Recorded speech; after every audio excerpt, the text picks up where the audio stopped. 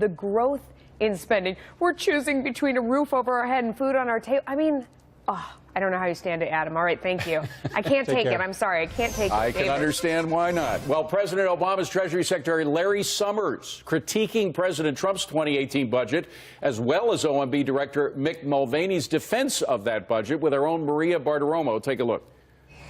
Director Mulvaney is being dishonest. What was dishonest because about what he said? Because he's suggesting that we had used the same practice as their practice. They are the first to depart from what the whole big world thinks. What happens when the whole big world is wrong, as Larry Summers was when he predicted that the Obama economy would grow at 4.5%. So close. So close.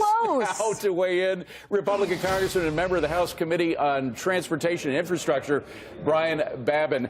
Congressman, the Obama economy actually grew at 2.1%, which is pathetic when you look at historical averages.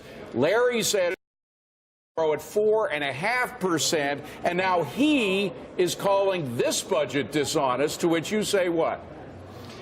I say malarkey. I mean, just take it for what it's worth, with a grain of salt, what he says. I am very, very pleased. I want to commend the president on this budget. It's a budget that lives within our means. It pluses up our military, our border security, and puts us on a sustainable path, a 10-year balanced budget, something we have never seen from President Obama in any of his budgets, which never balanced as far as we could see out there. And Congressman, it is still a $4 trillion a year budget. $4 trillion a year, and we just heard from a congresswoman who was complaining that people are going to be driven out of their homes by it. Again, I think it's just poppycock. That is hype. We've seen huge increases in these types of programs through the Obama years, and now we're going to have to start living within our means. You know, I have 13 grandchildren, David, and we are just simply going to have to stop mortgaging their future. We've got to start living within our means on a sustainable path. This budget will balance, as I said, for the first time. We haven't seen this in many years. And I'm very pleased. Well, Congressman, one group that probably will be hurt directly by this budget would be all those lobbyists inside the Beltway, and I'm sure they are out in force. You're kind of new to this business of being inside the Beltway. Have you seen the lobbyists? Are they scrambling like roaches when you turn the light on? You know, it's a complete different world inside the Beltway here, coming from East Texas, where I'm from. I represent part of Houston over to Louisiana. I have 9 counties, and that's the real world out there. And those are the people that are having to pay these taxes and have pay for programs that they don't benefit from.